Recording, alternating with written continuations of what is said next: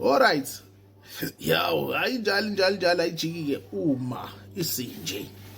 Yazi, what if I said to you, yabona lento yokuqanjwa kwegama into ebaluleke ngendlela emangalisayo.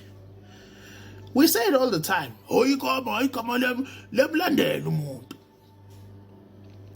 Meaning, ekuqanjweni kwegama lakho, there's a phenomenon that has to happen to a certain individual. A certain individual ekhaya kini onjani ongumnombo wakho. Yayizwa lonto. Meaning, this person is anointed by those from the other side. Those abalela ubuthongo ukuthi abaqambele ngane igama elithize. Awuyabuza kini ukuthi we baba, ekuqambekeni kwami kwenzeka kanjani? Thank me later.